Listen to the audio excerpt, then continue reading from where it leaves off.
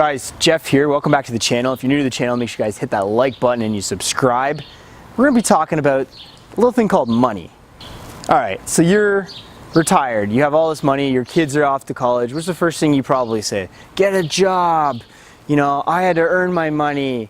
Well, I got a buddy, real estate investor named Mike, and he's got some different theories on that. And he says, give your money to your kids. You know, as long as they have a little bit of hustle and drive, you give them that little bit of a boost, they will help the rest of your portfolio, your everything else move forward. Everybody else wants to like watch your kids struggle. Why don't you help them out a bit? And let's learn from Mike and why he thinks that is very important and why you should be giving money to your kids. Let's check it out. So I think that for guys depending what age you're at, right? I think if you're between like 20 and 25, then you're sort of filling yourself out and trying to figure out where you're going to go. And you may or may not have the money. And so this is another thing I kind of want to talk about. And this probably goes to parents. And I say parents like to keep their money for themselves until they get really old and they give it to their kids probably when they're about to die, or when they die they give it to their kids. Like, don't do that shit. Give your kids your money now. Don't give them all your money, but give them the opportunity, because they've got the hustle that you don't have. As I get older, I see my hustle drive is not as strong as it was when I was 20. But what does that tell me? That tells me in 20 years there's going to be less hustle drive. So I'm trying to plan for the future. So why not, if I'm going to plan for the future, I'm going to give my kid, who's going to be 20 at some point, right? In 15 years, I'm going to give him some of my money so he can make money off money, because he's in the game. He knows the deal. Why hold money back from your kids? That's awesome advice. And I see these older folks that are like, no, they got to earn their way. They got to earn it like I did. And I get that. I get all that stuff. But you know what? At the end of the day, if your kid has momentum, feed momentum. Why stop momentum, right? And I mean, the problem is that we live in a tough society right now. As great as it is, it's also difficult. And it's difficult because you need dollars to make dollars. So if your parents have money, or parents, if you have some money, give your kid some money. And you know what? If he's not going to blow it, because he's going to know how hard you work for it, because he's seen you all through, or she's seen you all through your life, right? So why hold back money? And that's really important. Your kid's going to see the salon. They're going to see all the hustle. You're taking them to the rental property the odd time. Yeah, man, absolutely.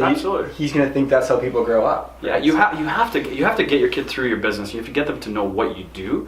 You know, and I mean, you need to have multiple faces in this world. You can't just be one guy. I mean, there are guys that are very well educated. I was not one of them. So if your path in life is just structured to be as smart as you can be and be very, very specialized, then go for it, because that is the game, really. Or you can be like me and be specialized in a million areas. You know, that's how I've done it. I remember this little thing. When I was smaller, I grew up in Dubai. So I grew up in Dubai until I was 18. I moved to Canada when I was 18. When I was like 13 to 14, 15, we had this school I went to had this like sprayed on, you know, like they have like, what's that ceiling? You know, they spray the ceiling and it's all like popcorn ceiling. But it was like concrete popcorn ceiling there. So we had this shitty wallpaper in the school I went to. And I remember as kids, we just take paper, take it and throw it against the ceiling, and some of that shit would stick and some wouldn't. And I know you've heard people that saying before, throw at the wall, see what sticks. But this is like how I kind of saw it. I was like, man, depends on how much water I put in this piece of crappy toilet paper, will stick and some won't. And that's what life's about. How much effort, sometimes if you put too much effort in something, it won't work. Sometimes you just need the right amount of effort, right? So that's why I like just toying with an idea, trying to see how it'll work, get momentum, feed from ideas like you guys, you know what I mean? Put it all together. We always say like 10K businesses is a 100K business, right? So yeah, and you don't know that, and you'll have lots of failures. I've probably had 70 ideas I've put to the table, and I've only had maybe 7 that worked. So it's a 10% game as well, right? Not everything you touch turns to gold. Only stuff you see, and then you're like, oh, this guy's doing amazing. How does he do it? Yeah. Well, man, there's a lot of shit that goes behind the back scenes, you know? It's not just like, boom, we're making money. And some guys do. I mean, some crypto guys are just touching it and blowing up. But the guys you're seeing are the guys that are trying to put that message forward. All the guys that are losing aren't saying, hey, man, I lost money. Yeah. I lost money. I did this deal. Like, I bought this place in St. Thomas 6 years ago. It's the old gambler thing. You only talk about your wins. Yeah, right? and I mean, I'm cool with talking about all my stuff I lost, because that's how I learn. And like they say, sometimes the best business is saying no, right? You know, not taking on business. That is a big thing as well. Like, now we're trying to get as much business as you can. But then at some point you're like, nah, maybe I don't want that business, you know? Like the St. Thomas place I bought, oh, man, it was a building at the time, and this is what St.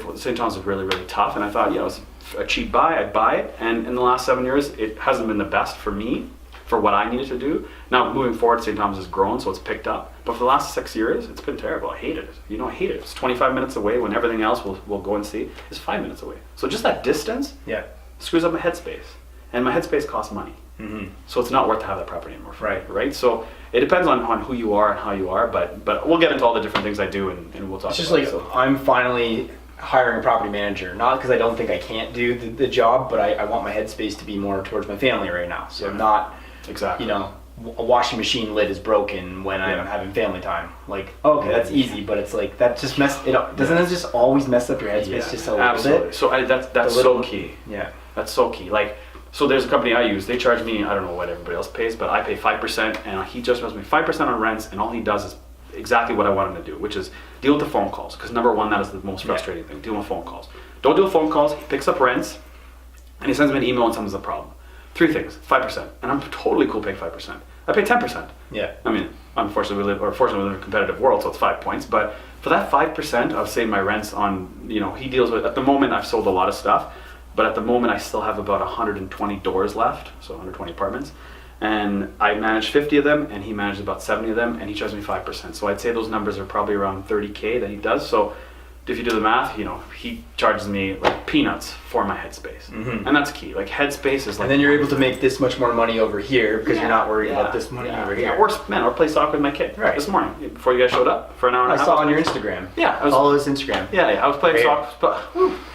I was playing soccer with my kid, and those types of things you can't put a dollar on it, right? Yeah. You can't put a dollar amount on that stuff. So no, and you said it before, like your hustle's kind of gone down a bit, like because for sure. That's just life. That is life, man. Right? That is life, and it's more or less you're repositioning yourself a bit, right? Correct. Yeah, I'm growing into. I'm trying to grow into bigger stuff. That's more risky, but less risky as well, right? Yeah. Like it's not. We're gonna go see some of the. Yeah, we'll go check the bigger stuff out. We'll check some stuff out, and we'll sort of chit chat on the way. So. Sweet. Okay guys, so we've heard from Mike now. Let me know in the comment section, what do you think? Would you actually give money to your kids? Let me know. Let me know the pros, let me know the cons, what you do. Maybe you got some success stories, maybe you have some bad stories about you never got your money back and they just blew it away. So let me know guys, and make sure you guys get over and subscribe to Mike. He's gonna have a lot of great videos upcoming in the future. There's a lot of great success gonna be coming out of that guy's YouTube channel. So get over and subscribe to him right now. Be early in there. Be one of his first fans. Get in there. And we will catch you on the next video. Bye.